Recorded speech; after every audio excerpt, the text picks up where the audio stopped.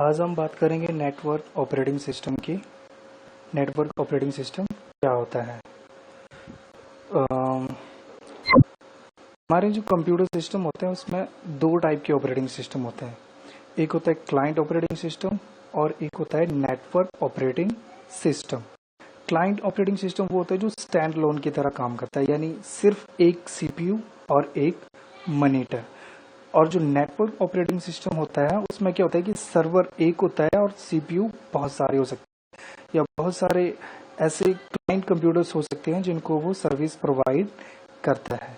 अगर network operating system की definition के बारे में हम बात करें तो नेटवर्क ऑपरेटिंग सिस्टम एक ऐसा कंप्यूटर ऑपरेटिंग सिस्टम होता है जो कि क्लाइंट ऑपरेटिंग सिस्टम को सर्विसेज प्रोवाइड करता है। File sharing, print sharing, email services and other customize services.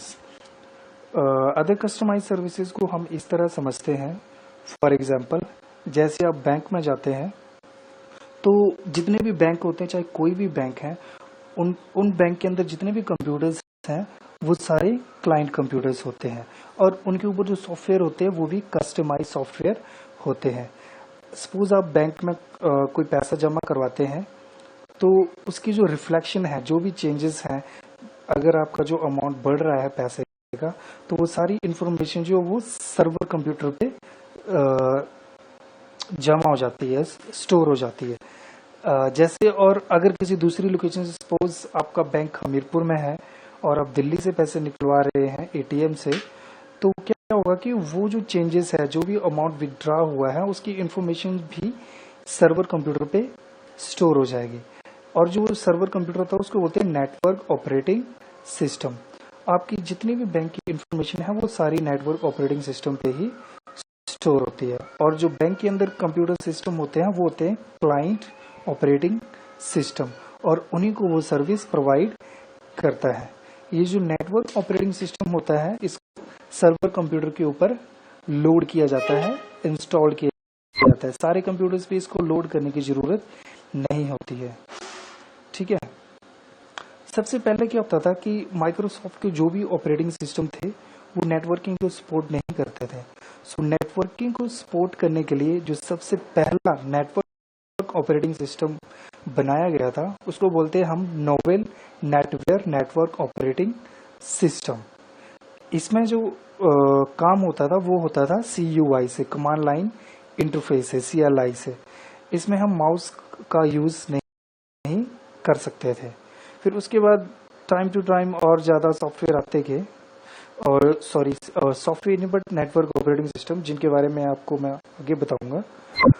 और नेटवर्क ऑपरेटिंग सिस्टम के पास एक ऐसा स्पेशल फंक्शन होता है जो कि सारे कंप्यूटर्स और डिवाइसेस को एक लैन में कन्वर्ट कर देता है। यानी वो सबको एक लैन की तरह वर्क करवाता है, सबको एक लैन में कन्वर्ट कर देता है। यानी सारे जो सिस्टम है वो सेपरेटली वर्क नहीं करते हैं, एक लैन की तरह काम करते हैं। अगर सपोज आपको प्रिंटर कहीं से एक्सेस करवाना हो तो आप किसी भी क्लाइंट मशीन से उसको ऑपरेट कर सकते हैं। नेटवर्क ऑपरेटिंग सिस्टम की एक सिंपल डेफिनेशन ये हो सकती है कि network operating system is a computer operating system that is designed for network use. Operating system को शॉर्ट में हम बोलते हैं NOS। ये एक ऐसा सॉफ्टवेयर है जो कि बहुत सारे कंप्यूटर्स को में कम्युनिकेट करवाता है। Number one, the multiple computers to communicate. बहुत सारे कंप्यूटर्स में कम्युनिकेशन प्रोवाइड करवाता है, फाइल शेयरिंग या कुछ भी इंफॉर्मेशन उनमें शेयर करता है। सेकेंडली, फाइल्स को शेयर करेगा। And hardware devices with one another, और जितने भी हार्डवेयर डिवाइसेस को एक दूसरे के साथ कम्युनिकेट करवाता है। आगे हम चलते हैं नेटवर्क ऑपरेटिंग सिस्टम के एग्जांपल्स। सबसे पहले जो नेटवर्क ऑपरेटिंग सिस्टम बनाया गया था उसको बोलते हैं हम नोवेल नेटवेयर, माइक्रोसॉफ्ट और नोवेल नेटवेयर। फिर उसके बाद आया था माइक्रोसॉफ्ट विंडोज NT, फिर Microsoft Windows 2000, then Microsoft Windows XP, Sun Solaris, Linux, Microsoft Windows NT 2011, then 2016 भी निकल गया है अभी। सो नेटवर्क ऑपरेटिंग सिस्टम को लास्ट में मैं आपको एक छोटा सा एग्जांपल देता हूँ। सपोज कोई लैब है। अब लैब में एक लैब में ऐसा हो सकता है कि आपके पास 10 सीपीयू है और 10 ही मॉनिटर है। तो सबका एक सारे मॉनिटर्स का एक अलग से ऑपरेटिंग सिस्टम होगा, सबका सेपरेट ऑपरेटिंग सिस्टम है। मशीन 1 का अलग से, 2 का अलग से, 3 का अलग से, 4 का अलग से। सपोज अब हम कोई वहां पे एक ऐसा सर्वर ऑपरेटिंग सिस्टम रख देते हैं जिसके ऊपर हम नेटवर्क ऑपरेटिंग सिस्टम इंस्टॉल करते हैं, माइक्रोसॉफ्ट विंडोज NT 2011। तो हम क्या करेंगे, एक सर्वर ऑपरेटिंग सिस्टम होगा, सीपीयू एक होगा और उसके साथ बाकी मॉनिटर्स 5 मॉनिटर अलग से अटैच कर देंगे। तो नेटवर्क ऑपरेटिंग सिस्टम क्या करेगा, उन पांचों ही मॉनिटर के साथ आपस में कनेक्ट हो जाएगा, सबको एक लैन की तरह कंबाइन कर देगा।